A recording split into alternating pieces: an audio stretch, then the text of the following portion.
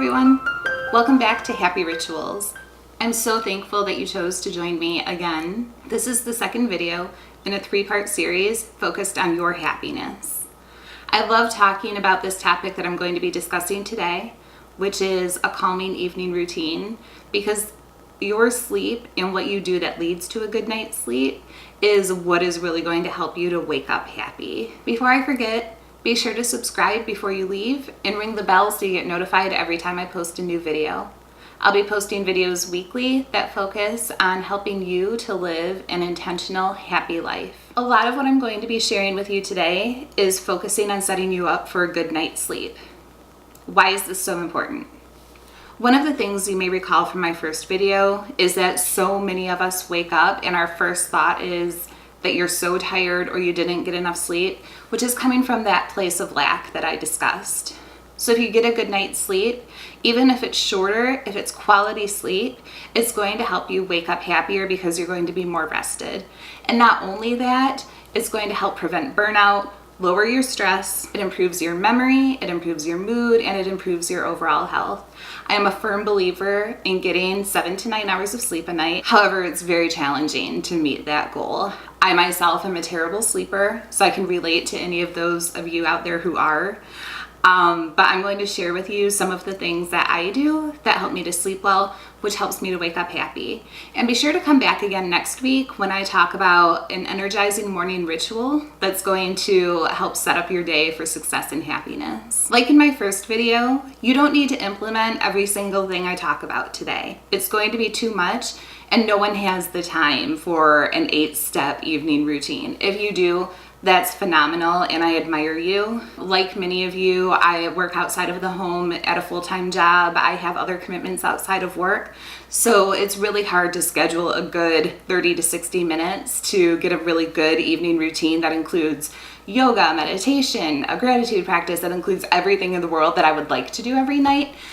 But I do pick and choose what is going to benefit me the most each evening, and that's how I decide what I'm going to do. And it's all dependent maybe on what the day has brought me. So that evening I know that I had a tough day and I really need to focus on gratitude and something to calm my mind. Or maybe I know that the next day something's really exciting and I may have a hard time sleeping because I'm excited about it. So that's how I pick and choose which of these routines I'm going to use to help me sleep better, to help me wake up happy. My first advice is to turn off your phone. I mentioned this in my last video, don't check your phone in the morning. I don't think smartphones or cell phones are a bad thing. I don't think they're evil. I think that they're actually a great source of happiness because it really allows us to connect and engage with our friends and family who live all over the world. But that said, your actual cell phone does have certain health implications that may prevent you from sleeping. I'm not a scientist, I don't know this perfectly, but I do know that there's light within your cell phone that stimulates your brain, and that's going to keep you from sleeping. I try to turn off my cell phone before I get into bed. I know there are people who are amazing and they don't even take their cell phones into their bedroom. If you can, don't take your cell phone into your bedroom. If you can't, if you use it as your alarm clock, I get it. But if you can, use a different alarm clock and put your phone somewhere else. Maybe you're just going to put it on the dresser across the bedroom or somewhere else where you can't easily reach for it, especially if you're having a hard time falling asleep. I myself am guilty of this. I will reach for my cell phone because I think scrolling through Instagram is going to help me fall asleep, which it doesn't. So I suggest starting with 5 minutes. Turn off your phone 5 minutes before it's time to go to sleep. Work yourself up to 15, 20, 30 minutes. I've read many articles that say don't look at tablets, your phone, or the TV an hour before bed. I think that's definitely a really good goal to work toward. I myself am not that perfect at it yet, but I hope to be someday. I do find that when I cut myself off from my cell phone earlier, I do sleep better. Not only is it the light and that aspect of the phone, but it's also what I'm looking at. I'm looking at the news, which can sometimes be really good and sometimes it could be really bad, and it gets my mind going and it gets me thinking about things, which then keeps me from sleeping. So there's many benefits to not looking at your phone for as much time as you can before you go to sleep. So if you're not looking at your phone, what are you gonna do? I recommend reading. I try to read one chapter a night before I fall asleep, and I find that even though it is something that stimulates my brain and gets me thinking, it's in an entirely different way than technology does. You know, generally I am either reading personal improvement type book like Brene Brown, something of that sort, or some kind of nonfiction that is a little bit easier to digest. I alternate between two types of books depending on what I'm looking for at that time.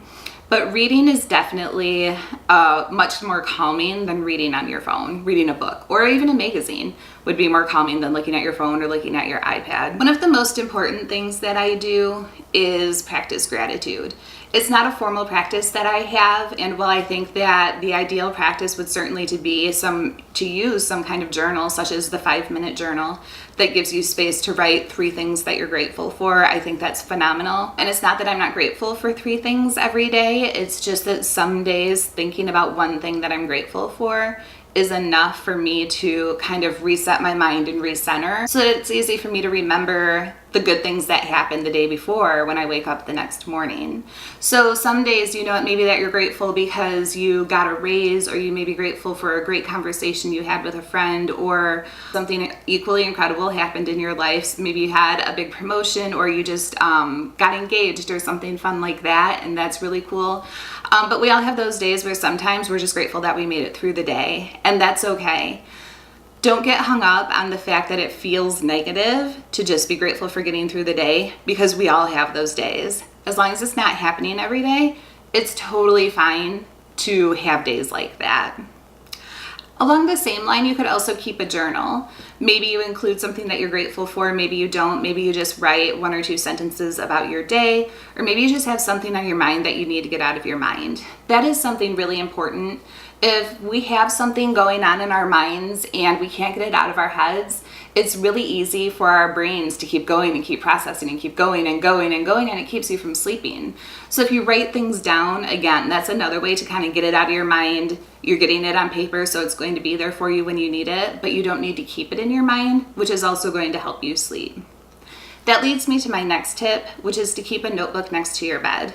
If you're anything like me, as I'm falling asleep, will wake up and remember that I forgot to tell someone something, or that I forgot to do something, I forgot to send an email. So keep a piece of paper or notebook next to your bed so you can just jot those things down really quickly and get right back to sleep. I think that really helps, because if we're concerned that we're going to forget about it, it's more likely to make us stay awake and not be able to sleep. I personally am not great at meditating, although I aspire to be. Anything that you can do that you consider meditation is also something calming that's going to help you sleep well. Whether it's a body scan when you're laying at night, where you start with your toes and try to relax every single muscle in your body, or you just essentially try to turn off your brain and focus on your breathing. Those are forms of meditation. Anything that you can do that helps to focus your brain on one thing is really going to help to calm your mind and lead you to sleep better. One of my favorite evening rituals that I love to talk about, and you heard me talk about it in my first video, is my skincare routine. And in my first video, I talked about how I look forward to exfoliating my face in the morning, which is extremely true, but my evening routine of washing the makeup off my face, also calming, also symbolic in washing the day off of your face. You know, it helps to give you that fresh start that mentally leads you into the next day, that mentally allows you to start ending the day before you get into bed, which will ultimately help you to sleep better. And as superficial as washing your face is, it's also something that's important. You know, we all have different things that are important to us. Those rituals are important to our everyday lives because those are what help us to feel productive and successful. So again, why do I focus on making sure that you're going to get a good night's sleep? We've all read the information. We all know what a good night's sleep can do for you. It's better for your health, better for your mood, better for your overall well-being, which is phenomenal. But all of those things are going to lead you to wake up happy. And as you know, I'm a big proponent for making sure that we establish a practice that allows us to wake up happy, because that's what's going to set you up for your entire day. And not only is it going to make you more happy and more positive, but it's also going to make those around you happier. And they're going to reflect that energy back. So it's a contagious effort that I feel strongly about. So thank you again for joining me today. I hope that you got some helpful tips. And like I mentioned in my first video, I'm happy to dive deeper into any of the topics that I touched on today. I know it was just a high overview, but I am happy to talk about anything that's going to benefit you. And while you're here, comment below on what you do to wake up happy, or if there's anything from my first video that you did that helped you. Don't forget to join me again next week when I talk about an energizing morning ritual, which I'm very excited to share with you. My first 3 videos, like I mentioned, have focused on happiness, and I'm excited to continuing to focus on leading a happy, intentional life with you. Like I said, I'm going to be posting videos once a week, and I hope that you come back and join me. And don't forget to find me on Facebook and Instagram. Thank you again for choosing to spend your time with me today. I am truly humbled and honored by any time that you take with me, and I look forward to seeing you again next week.